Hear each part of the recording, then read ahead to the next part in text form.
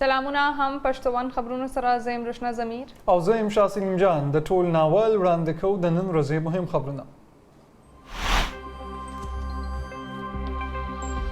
د وزیر اعظم شهباز شریف د کراچۍ یو ورځنۍ دوره وزیر اعظم د ټولو نه وړاندې اتحادي جماعتونو سره د قائد په مزار حاضري کړې. وزیر اعلی هاوس کې وزیر اعظم شهباز شریف ته د کراچۍ په مسلو بریفینګ ورکړی شو. هغه د MQM پاکستان قیادت سره د ملاویدو لپاره بهادر آباد ته هم تللی.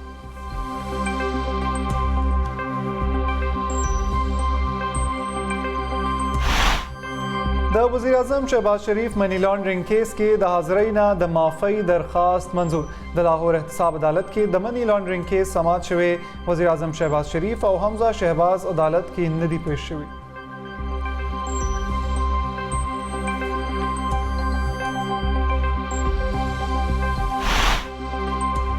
حکومت هیڅ یوټرن نه دی اخیستی. ولس ته ریلیف ورکول لپاره پنشن او تنخواګانو کې د اضافه اعلان واپس اخیستل یوټرن نه دی. د مسلم لیگ نون رهنما مفتاح اسماعیل وینا وايي وفاقي حکومت د ملازمینو تنخواګانې څه موده مخکې زیاتې کړې وې ځکه اوس پکې نور اضافه نه کیږي.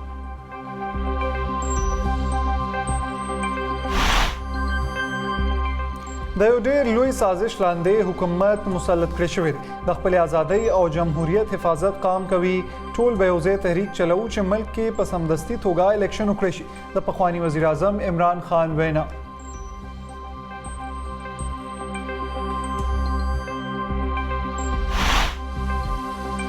د اسلام آباد های کورټ لخوا د شهباز ګیل او شهزاد اکبر نوم د سټاپ لیست نه د وستلو حکم. د اسلام آباد های کورټ چیف جسټس اطهر مین الله د کیس سماعت کړي. د FIA او داخله وزارت چارواکي په عدالت کې پیش شوي.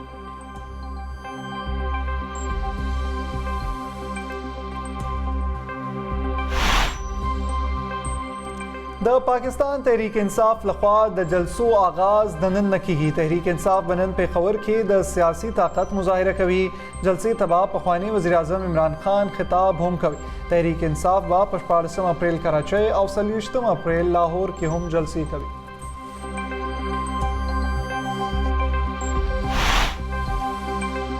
د حکومت لخوا د PTI مقابله کې د جلسو اعلان دا کال د الیکشن دی. عمران خان چې کم خار کې جلسه کوي التبا مسلم لیگ نون دا غوینا لویه جلسه کوي. د مسلم لیگ نون رهنما رانا ثناء الله وینا وايي د نواز شریف پاسپورت منسوخ کول د تیر داخله وزیر یو لوی ظلم.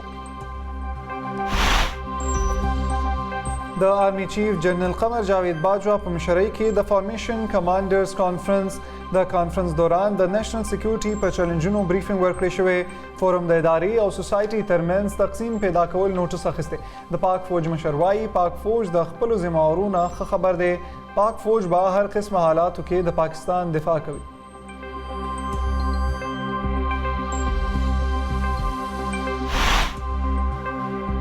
جنوبي وزیرستان کې د سکیورټي فورسز او ترهګرو ترمنځ د ډزو تبادله. د پاک فوج میجر او سپاهي شهید. د سکیورټي فورسز جوابي کاروائی کې هم 2 ترهګر وژل شوي. د ISPR وینا وايي علاقه د ترهګرو نه صفا کول لپاره اپریشن جاری دی.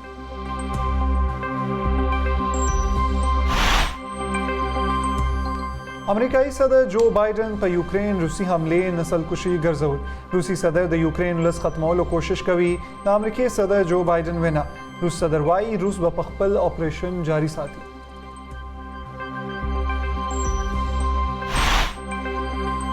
امریکای بھارت کې د انساني حقوقو خلاف ورزو نشاندهي کړي.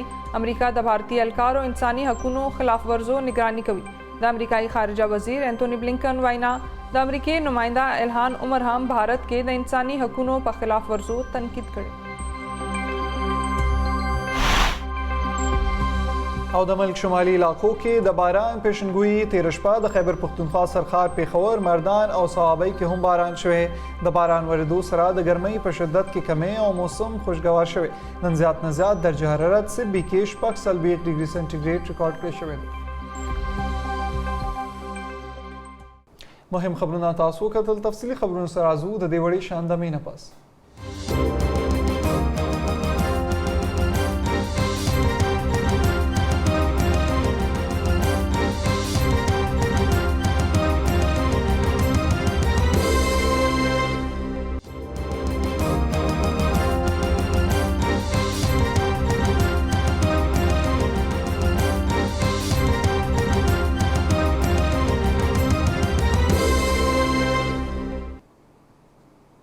हम पश्तोन खबरों की अवजलबिया हर कले उड़ान देखो द खबरों तफसील वज़ीर आज़म शहबाज शरीफ द कराची और रजने दौरा करेदा कराची ता पर रसीदो द सिंध वज़ीर आला द वज़ीर आज़म शहबाज शरीफ तो हर कले करे दी वज़ीर आज़म द टोल नवड़ान दे इत्तेहादी जमातों सरा द कायद आज़म पर मज़ार हाजिरे खड़े दे वज़ीर आला हाउस के वज़ीर आज़म शहबाज शरीफ ता द कराची पर मसलो ब्रीफिंग होमवर्क रेशो हगद MQM पाकिस्तान क़यादत सरा द मुलाकात लपारा बहादराबाद ता हम तलो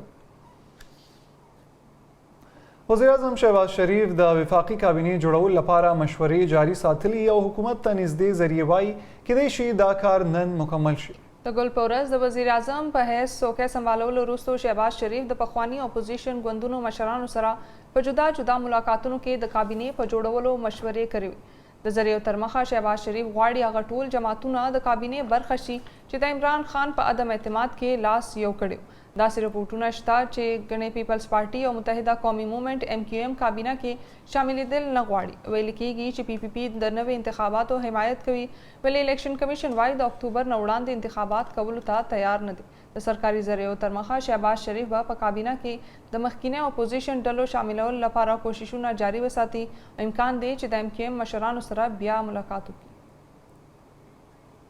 द अमरीकी सदर जो बाइडन वज़ीर आज़म शहबाज शरीफ ता द उहदे पर तरलासा कवलो मुबारकी वर्खड़े पखपल यो ट्विटर पैगाम के पे इस्लामाबाद की द अमरीकी सफारत खानी वेल जो सदर बाइडन द दे उम्मीद सरगंदोन उकड़ा च वज़ीर आज़म शहबाज शरीफ व दास इकदाम तरसर रखी च पर नतीजा के बे द अमरीकी और पाकिस्तान तरमियान पर अफगानिस्तान और द आलमी दहशतगर्दी खिलाफ मुबारजा के ताउन और मलगरतिया सिवाशी द बलख्वाफ इस्लामाबाद के द चीन नाज़िमुल उमूर मेरमन पंग चिनशू वज़ीर आज़म शहबाज शरीफ सरा मुलाकात उकड़ो हगी द चीन द हुकूमत और मुशरता बल तरफा शहबाज शरीफ ता पर वज़ीर आज़म मुंतखब के दो मुबारकी वेला हगी वेल चे चीन शहबाज शरीफ पर यो मजबूत और संजीदा दोस्त गणी आवगत अपा डेर द्रनावे और द इज़्ज़त पस्तरगा गोरी हगी द पंजाब सूबे द वज़ीर आला पर हैसियत the China Pakistan economic corridor लपा वद वर्कवलो के लोई किरदार अदा करो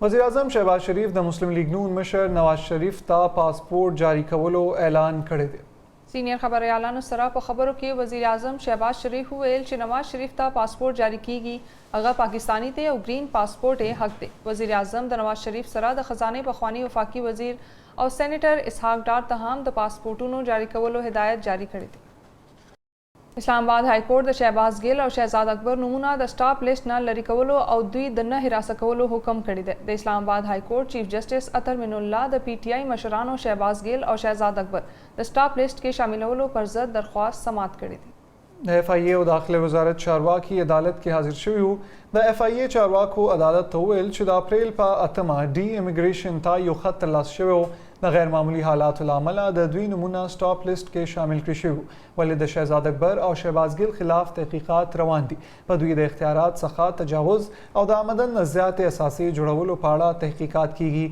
जस्टिस अतर मिनुल्लाह वेल शे FIA द कल रही से दुमर आज़ाद शो च द हुकूमती खल को खिलाफ तहकीकात शुरू कर दी अदालत ज़्यादा तकरा च FIA द पोहशी च दा तरीके जड़ी दी FIA द आम वगड़ो द खिदमत लपारा यव जोड़ खड़ी इदारा दा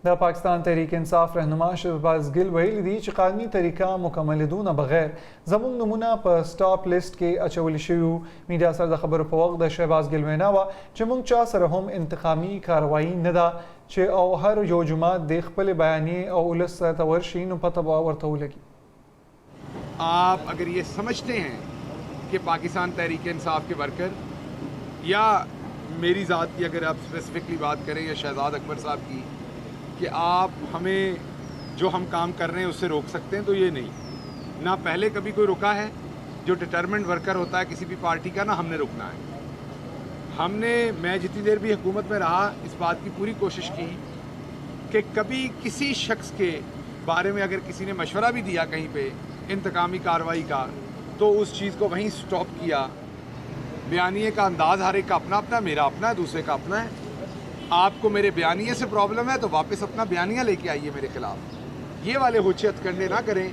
कि अगर आप बात करने में मेरा मुकाबला नहीं कर सकते या मेरे सवालात का जवाब नहीं दे सकते या मेरा जो कंटेंट है जो मैं बात करता हूँ उसकी आपको काट आती है तो आप वापस बात कीजिए। د فوج اعلی کمانډرانو افسرانو د ځینې کسانو لخوا د فوج د بدنامولو او د ادارو او خلکو ترمنځ تقسیم د پیدا کولو کوشش ته سخت رد عمل څرګند کړی دی. د فوج بیان کې ویل شوي چې فوجي افسرانو د نهې په ورځ په کانفرنس کې وویل چې فوج همیشه د ریاستي ادارو دفاع کړي او بغیر د څه دباو به دا پالیسي جاري وساتي. د بیان تر مخه فارمیشن کمانډرانو کانفرنس د حکومتي قیادت لخوا د آئین او د قانون بالادستۍ لپاره په اقداماتو اطمینان څرګند کړو. د فوج مشر جنرال قمر جاوید باجوا کانفرنس ته وویل چې ځینې ګمراه شوو کسانو د یو پروپاګنډي مهم په ذریعه د فوج او خلکو ترمنځ د فاصلې پیدا کولو کوشش کړی دی. د فوج د بیان تر مخه جنرال باجوا چیلنجونو ته موثر جواب ورکولو او د فوج په پیشورانه تیارو اطمینان څرګند کړو. پاک فوج د خپلو ذمہوارو څخه خبر دی او په هر حالت کې به د پاکستان اقتدار اعلی خلاف او د داخلي او خارجه خطرو په وخت د ملک دفاع وکړي. د جنوبي وزیرستان ضلع کې د امنیتي ځواکونو او ترهګرو ترمنځ د ډزو په تبادله کې 2 ترهګر وژل شوي او د یو افسر په شمول 2 اهلکار شهیدان شوي دي. د پاک فوج د اطلاعاتو څانګه ISPR وايي د وژل شوو ترهګرو څخه وسله او بارودي مواد هم برآمد شوي دي. پیښه د اپریل 12 په شپه جنوبي وزیرستان په انګور اډه کې رامنځته شوه. وژل شوي ترهګرو د امنیتي ځواکونو پر ضد د ترهګرۍ په کاروایانو کې لاس لرلو. د ډزو دوران کې میجر شجاعت حسین او سپاهي عمران خان شهیدان شوي دي. د فوج بیان وايي پاک فوج د ترهګرو ختمولو لپاره پرعزم دی او زموږ د ځوانانو او افسرانو قربانو سره زموږ عزم نور هم قوي کیږي. لکي مروت کې جوډیشل کمپلیکس کې دننه ډزې شوي دي چې پکې یو تن مړ شوی دی. پولیس وینا ده چې ملزمان د قتل وسلې سره نیولي دي. پولیس وایي چې د ټپ تخت خیل سره تعلق لرونکي افسر خان عدالت ته د پیشۍ لپاره راغلی و ولې مخالف اړخ د پخوانۍ دښمنۍ له وجې پرې ډزې وکړې. د خیبر پختونخوا فوډ اتھارټي په مردان ضلع کې اولنې موبایل فوډ لیبارټري پرانستلي. ډیپټي کمشنر مردان حبیب الله عارف د موبایل لیبارټري د مختلفو برخو معاینه وکړه. په دې موقع د خیبر پختونخوا فوډ اتھارټي ډیپټي ډایریکټر کامران خان بریفینګ ورکړو. ډیپټي کمشنر مردان د خیبر پختونخوا فوډ اتھارټي خلکو ته د پاکو او شفافو خوراکونو برابرولو ستاینه وکړه. هغه زیاته کړه چې اوس به د مضر صحت څیزونو چیکینګ د جدید لیبارټري په ذریعه کیږي. الخدمت فاونډیشن د انسانیت د خدمت لوړ کار کوي. الخدمت فاونډیشن د روژې په بختوره میاشت کې په سوونو مستحقو کورونو ته فوډ پیکجونه ورکړي دي او دغه لړۍ وس هم دوام لري. ګورو د کاټلنګ څخه د محمد ایوب دا رپورټ. الخدمت فاونډیشن مردان 200 مستحقو کورونو ته د روژې دپاره خوراکي سوغات ورکړي دي.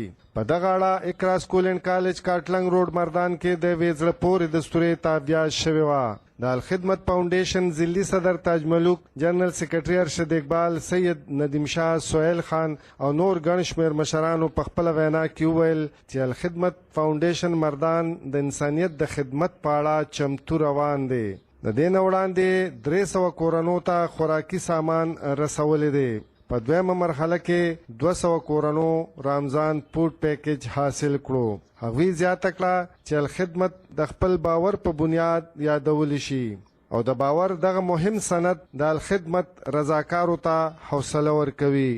ضلع د ګډ نه چې کم مساکین دي، غریب دي، په چا باندې زکات کیږي، هغه افراد دلته راغلي او دا زمونږ مختلف قسمه ډونرز دي، د هغې د طرفه دا پیسې راغلې وي. خدمت فاونډیشن بلا شبه او بلا شک او بلا مبالغې د اعتماد نوم ګرځېدلی دی، ټرسټ نوم ګرځېدلی دی. د دې ملک لوی لوی ادارې الخدمت فاونډیشن باندې اعتماد کوي. خدمت په ټول پاکستان کې نه په ټول دنیا کې د هغې دا ټول اعتراف کوي چې په خدمت کې دی هیڅ قسم تفریق نه کوي او نن هم چې کوم دی هر چا ته خپل حق په خپل صحیح طریقې سره ملو شو. محمد ایوب هم پښتو ون نیوز تحصیل کاټلنګ.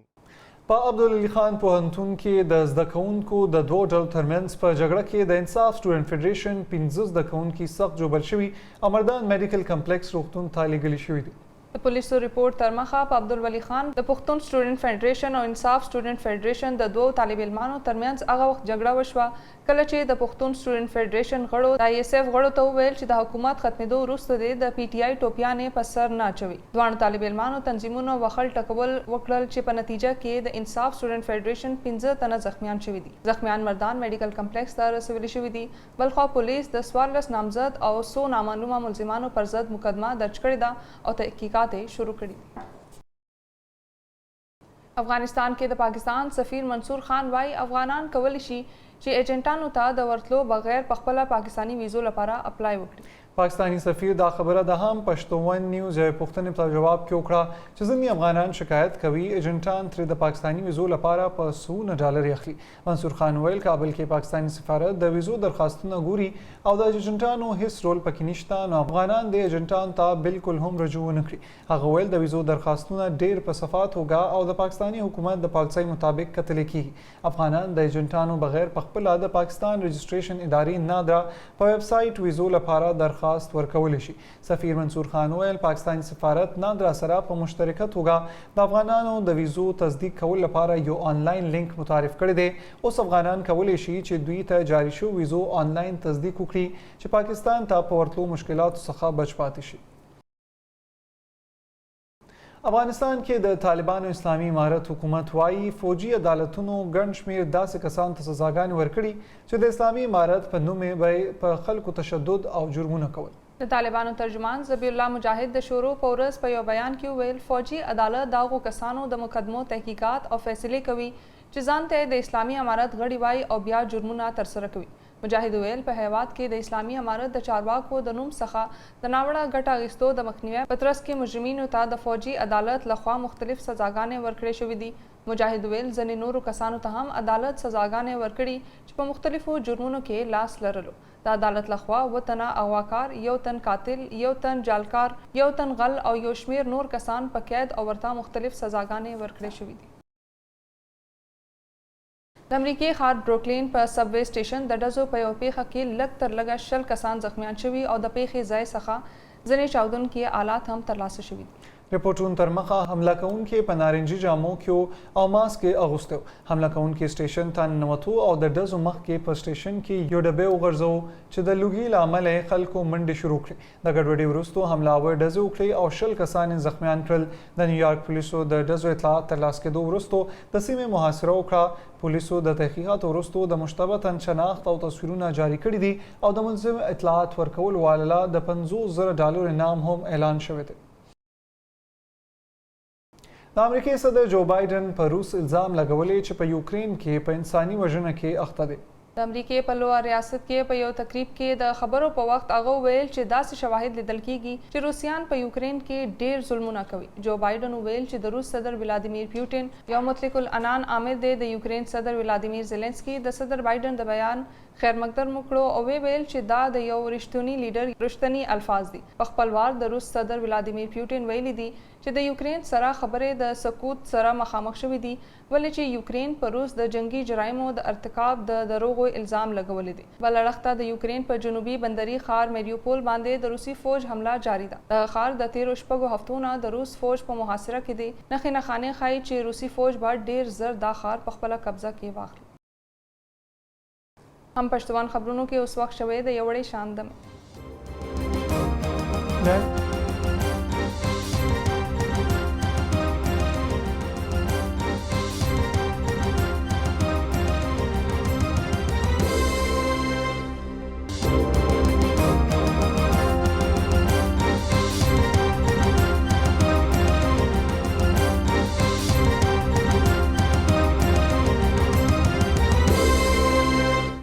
خبرونو کې یو واره بیا هرکلې اوس وړاندې کوو د موسم حال.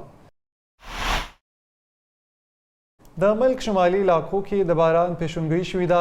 تېره شپه د خیبر پښتونخوا سرخار پیښور مردان نوخار صوابۍ کې هم باران ورېدلی دی. د باران ورېدو سره د ګرمۍ په شدت کې کمی او موسم خوشګوار شوی دی. د موسمیاتو محکمې مطابق نن زیات نه زیات درجه حرارت سبي کې 40 ډیګري سنټیګریډ ریکارډ کړی شوی دی.